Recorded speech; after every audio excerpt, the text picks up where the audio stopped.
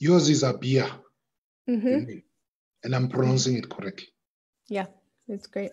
Okay, thank you. You're welcome. Okay, we're going to start now. Okay. Hello and welcome to everyone. My name is Abir and I'm an intern at Africa for Palestine. For those of you who are not familiar with us, we are an organization that focuses on strengthening African-Palestinian relations and pushing back against apartheid Israel's infiltration and influence into the continent of Africa. We work with solidarity groups, trade unions, political formations, and human rights organizations across the African continent who have the same spirit of progressive internationalism and commitment to standing with other oppressed peoples of the world. And speaking of internationalism and solidarity, today we are talking with our comrades. We're very honored to be speaking with our comrades from the Swaziland Solidarity Network. We have with us tonight Comrade Wandile, who is the incumbent Secretary General of the People's United Democratic Movement. Welcome, Comrade Wandile. How are you? Thanks, Abia, and greetings to you and the rest of comrades in the continent and particularly in Palestine. Thank you so much. We're very honored to have you with us, and we're very excited to learn about the plight in Swaziland and talk about the solidarity between Swaziland and Palestine. So I think the first thing that we should start off with tonight is for those who don't know, maybe there's people who don't know what the plight of Swaziland is, what the situation is right now. Give us a little bit of an overview of the struggle of those in Swaziland. Yes, Abia, perhaps to start is to say Swaziland is a country down south part of Africa. It's a very small country of about 17,430 square meters. It's a former British colony protectorate from back in the early 1900s until the 6th of September 1968, when independence was sort of secured by Swazis, which was very much short-lived thereafter. Politically, it's the last absolute monarchy in the world that is run by a political system which is by and large supremacy and the domination of the Swazi nation by the institution of the monarchy, whose public face currently is His Majesty King Mswati III.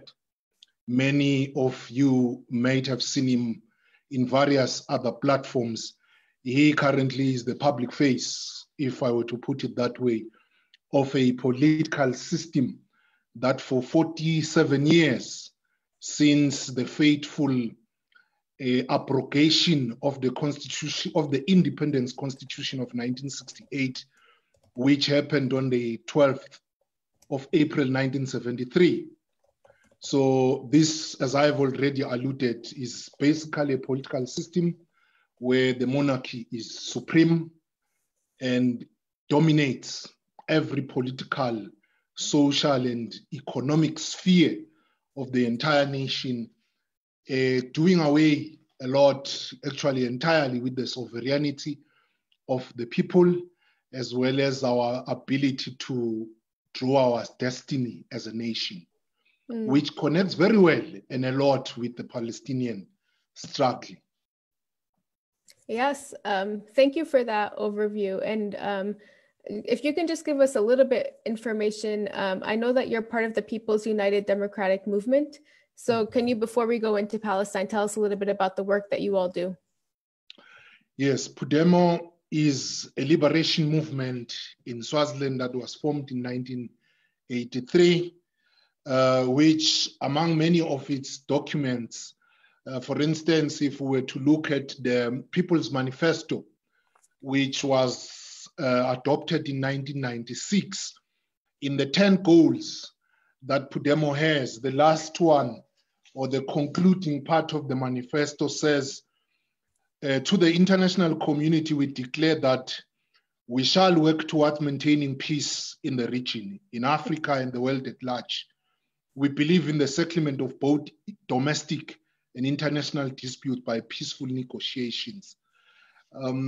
As well as in our constitution, under Article 2, our aims and objective 2.8, which will make you understand why, for instance, PUDEMO identifies with the Palestinian struggle, Western Sahara, and many other struggles of our people across the world.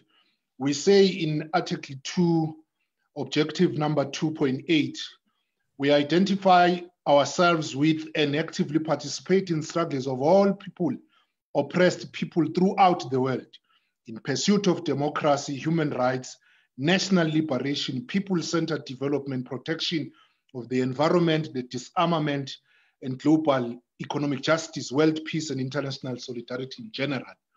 So we have, for the past 37 years, been involved in an unbroken struggle against this feudal demagogies that His Majesty has subjected our people to, where we are daily struggling for the self-determination of our people so that one day they can be free to elect a government of their choice and pursue politically their ambitions, of which could as well be the basis of the reconstruction of our own country, which of course has seen a lot of struggles where Swazis go on the streets as well as lobby regionally and internationally for the isolation of His Majesty's government and particularly his political system. We have, for instance, a document that we adopted in 2006, which is called the Smart Targeted Sanctions, wherein we advocate that the progressive world and governments of the world must isolate His Majesty's government because he does not practice democracy, he does not respect the will and the consent of Swazis, which we understand should be the basis of any modern government in today's world. But we see these as, similarities in Swaziland as well as the state of Israel, which subject the Palestinian people to a number of these levers of power through which it oppresses. So in a nutshell, that is what we do. And for that reason, we have had to bear the brunt of Mswati's government through torture, arrest, killings, as well as ostracization of our people based on their political beliefs. We have worked inside through the labor, trade unions, civil society, youth and women's organization. In the region, we work through a number of organizations like the Swaziland Solidarity Network that has actively participated a lot in the struggles of Palestine, through which we have participated with. And we did host, for instance, Abia in 2012. Do you mind, Comrade Wandile? I just wanted to pause for a second and just go back quickly to this question on Palestine. Okay. So I see that you highlighted many times that those in Swaziland stand in solidarity with other oppressed groups like Western Sahara, Palestine, and you mentioned some of the differences and the similarities. So can you go more in depth with us about the difference and similarities between the Palestinians and those in Swaziland, of the types of oppression that they're facing? And if you can actually mention the relationship of the Swaziland government with Israel. Thank you, Abia. Perhaps first and foremost, we understand that the state of Israel holds this very holy view that says the land of Palestine belongs to them. They were given by God. Therefore, they have the right to occupy the territory and oppress the people, force them into exile, destroy their properties, and if need be, use force, kill women and children and all people who disagree with them politically. That is exactly how His Majesty's political system takes and postures itself. They believe that the monarchy is a symbol of God in our midst as Swazis, is sent by God to be the epitome of what Swazis should be.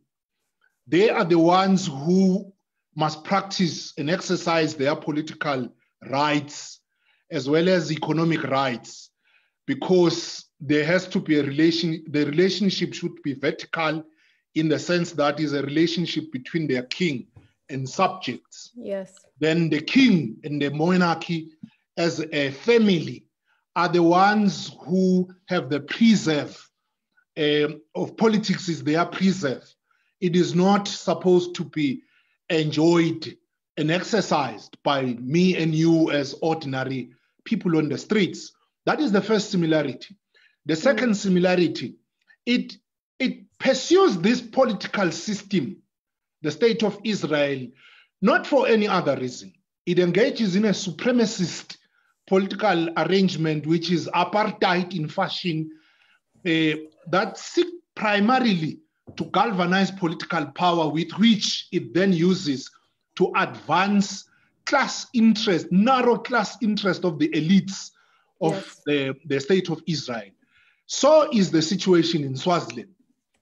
The king has not only banned political parties, has not only banned free political activity, has not only monopolized the economic space for its own benefit. It is exactly for that reason that we think there is so much similarities. Now, coming to the relationship between the state of Israel and the government of Swaziland, permit me, Abia, to make an example.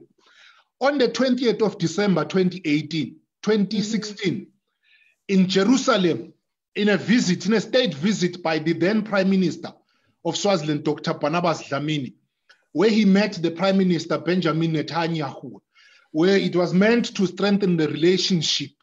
They had very interesting discussions, which, if you were to permit me to just quote what Benjamin Netanyahu said. He said, welcoming the Prime Minister of the Kingdom of Eswatini, he said, I quote, "We wish to express our appreciation for the Swazi King, His Majesty King Mswati III, for the warm regards and admiration for Israel," end of quote. This is what he said in welcoming the Prime Minister. This shows the more than 4 to 5 decades relationship between the government of Eswatini and the government of the State of Israel, where there are close cooperation and work that they do on water, education, agriculture, health, particularly on security. We know that the State of Israel is on the side of enemies of the people of Swaziland, in that it capacitates the state machinery, particularly the cohesive state apparatus of His Majesty's government, in them training the intelligence of the Kingdom of Eswatini, giving them arms, selling them arms with which they torture, arrest, kill activists. We have a number of activists who have died in the hands of His Majesty's police force, who are trained and capacitated by the State of Israel. It is on that basis that we think we both of us are on the same side, and we need to join forces, our resources, our time, and our abilities to expose and campaign against His Majesty's dictatorial political system, as well as the racist State of Israel that it has subjected for more than 50 years, the people of Palestine. And there are many declarations by the Security Council, Amnesty International, and various other African movements with which we identify with, where we have been continuously condemning and calling for the end of the apartheid pursued by the state of Israel. Thank you. I mean, this is really, really just interesting for us to learn. So you mentioned a few things. One, both Israel and Swaziland, they use religion to justify supremacy, racial supremacy, justifying having elites in society.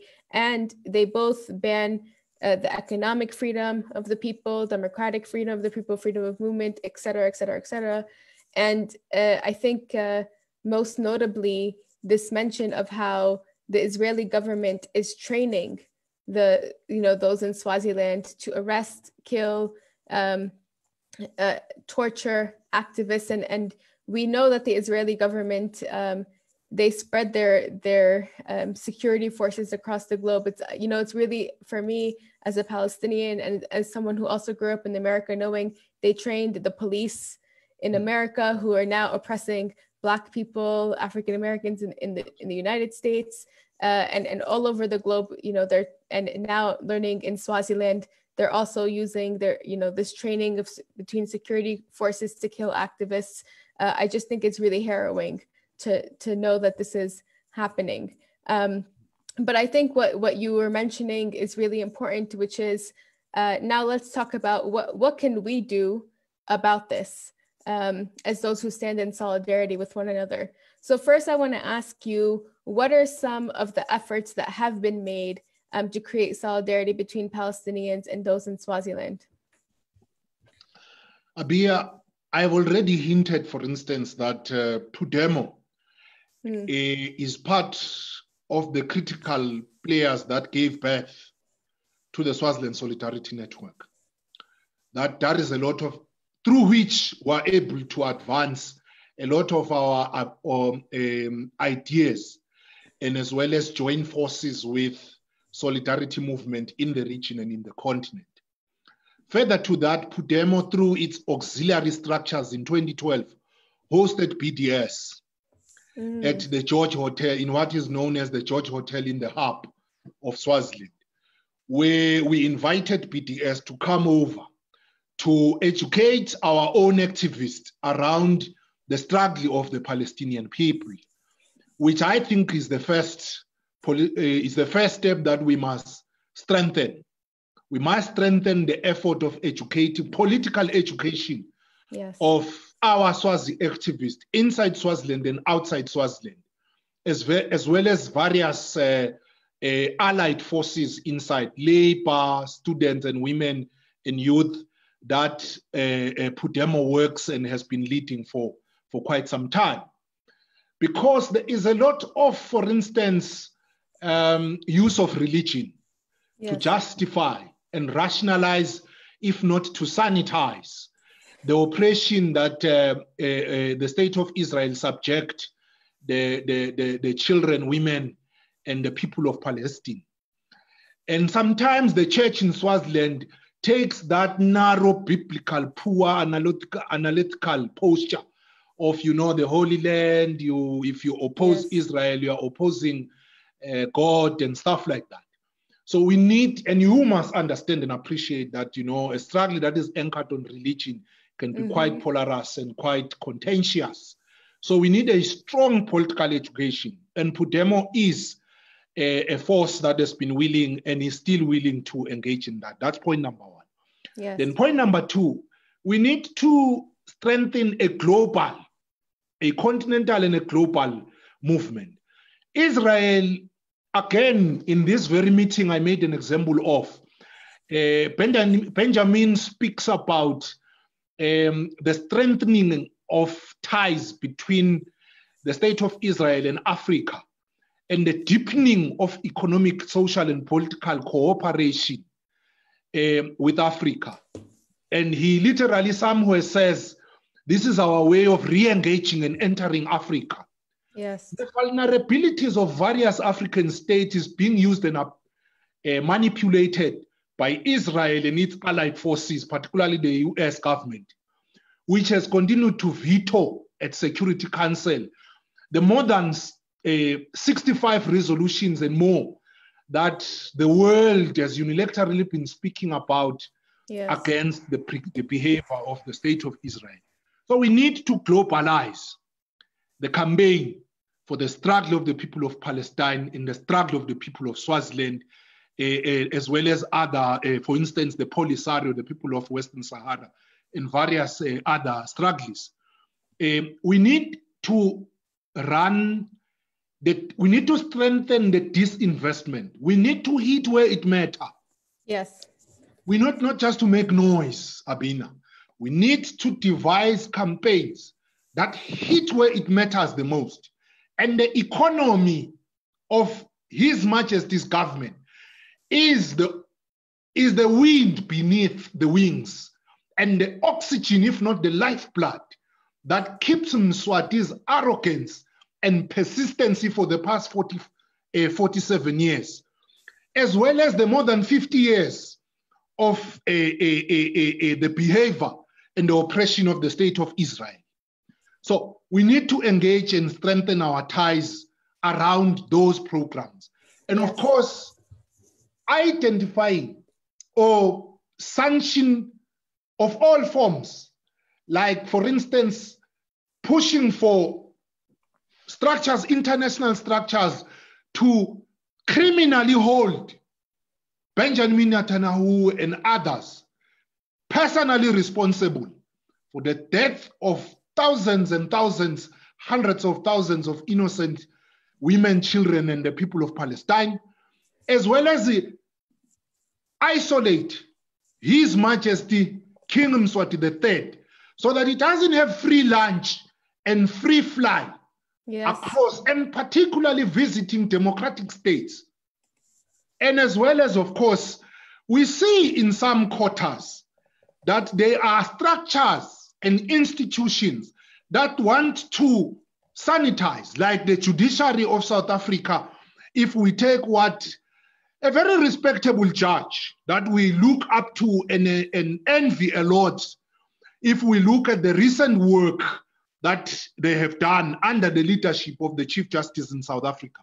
Yes. But as PUDEMO, we do not want to mince words, that were quite disturbed by his interview that we read in the Jerusalem Post, I think 2 or 3 days ago. Yes. Where he was dilly-dallying and, lovey-doving the state of Israel. And we think that all democratic governments and institutions of countries that enjoy democracy, that are beneficiaries of solidarity of the world,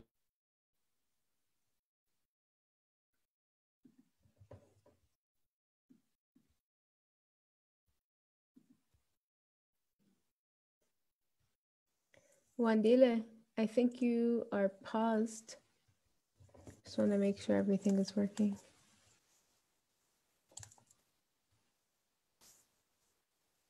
A town hall to justify why you are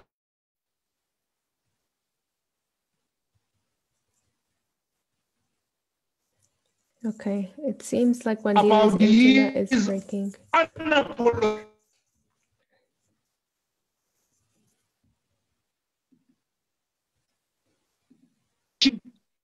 And the manner they have been not in any way begin to be soft. We don't mind how others view it. We think that decisive posture by leaders and institutions and governments must not be watered down by anyone, Abina. Yes. Thank you so much for that, Wandile. And unfortunately, I think you broke up for about a minute. But just to recap the things that you were talking about.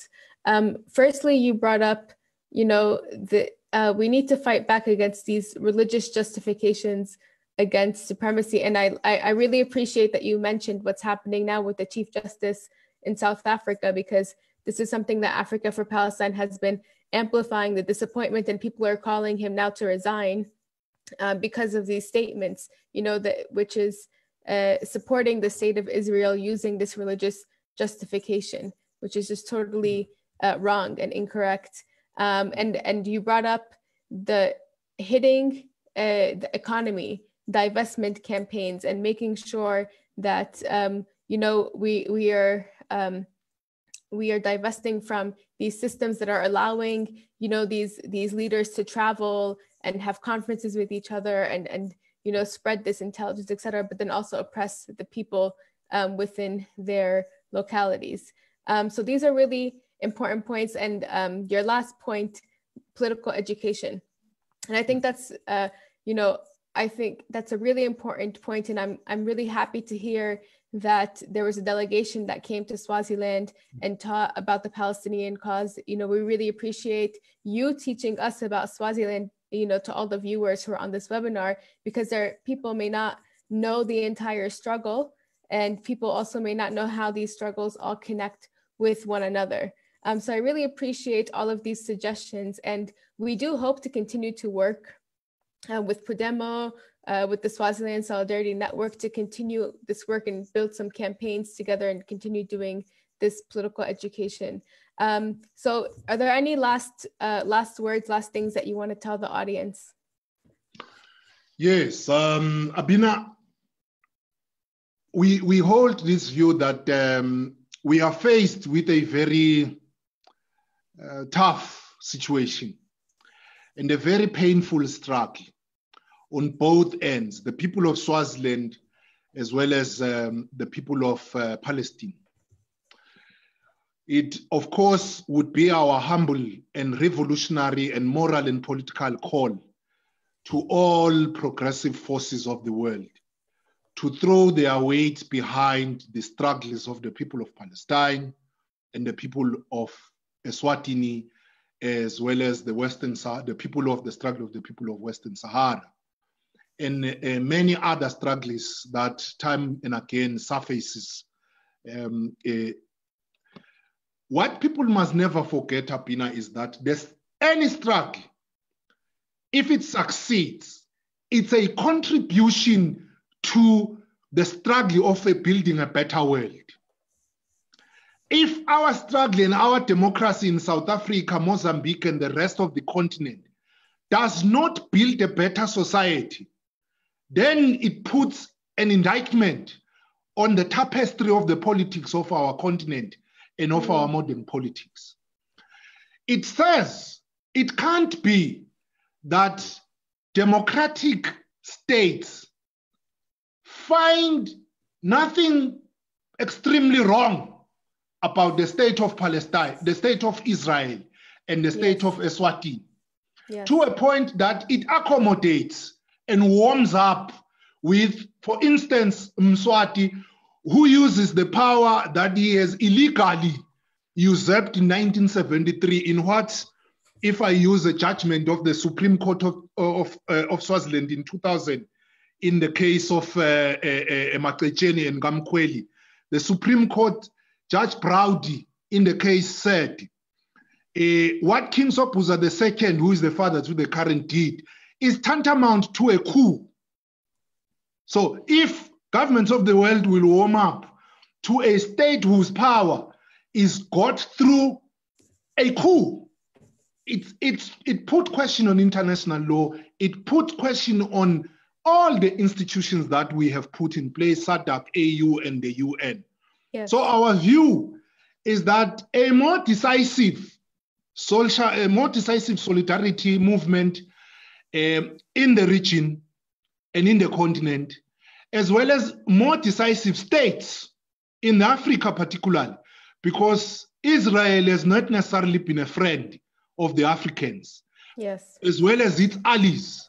The history of its allies is littered all over in how it assassinated a lot of revolutionary African leaders, as well as how today it exploits beyond measure the resources of our African people and many other so-called developing countries. Yeah. So in our parting shot, we really call on the world to isolate Mswati and do not permit him to visit. He likes a lot of visiting. The COVID-19 has suffocated him. He has never been grounded for more than 4 or 5 months, being grounded in the country. But courtesy of COVID, he's locked up in the palace. He is itching to take both his planes and fly all over the world. and in the process render more Swazis poorer. Yes. So in our view, the more we become decisive in building a democratic Africa and the world, and Palestine in particular, the better for all oppressed masses of our people. Otherwise, thank you very much. PUDEMO is more than available and willing to strengthen the democratic and solidarity forces, to support BDS, to support your work, and do all within our powers to give human to human solidarity, as well as do all possible within our means to make sure that freedom in Palestine is possible as soonest, as well as in Swaziland. And we and allow the citizens of both countries their natural right to determine their destiny, rebuild their country, and a worthwhile future for their children. Thank you very much, Abina, and wish only for the best. Thank you so much, Comrade Wandile. This was truly like such an informative and inspiring talk, and I really appreciate how you have direct ideas of what we need to do to accomplish our liberation and our solidarity with one another. And we are honored to be in solidarity with you, with the people of Swaziland, with Palestinians, with those in Western Sahara, and those all over the world who are facing oppressive circumstances at the moment. So thank you for this. And for all of those who are tuning in, if you'd like to learn more, please look up PUDEMO, look up the Swaziland Solidarity Network, and find ways to join in with their work. And we as Africa for Palestine will continue to work with you. So thank you all for joining in. We hope that you learned a lot tonight, and that this talk ignited inside of you this idea that we need to stand in solidarity with one another, that we're going through the same struggles, and it's the same systems that are attacking the people in Palestine, the people in Swaziland, and people all over the world. So thank you so much, Comrade Wandile. We hope you have a good night. And for all of those who are tuning in, please continue to follow Africa for Palestine. We'll be posting up webinars as often as we can on these really important topics. So thank you all. Have a good night. Thank you. Mandla. Awetu.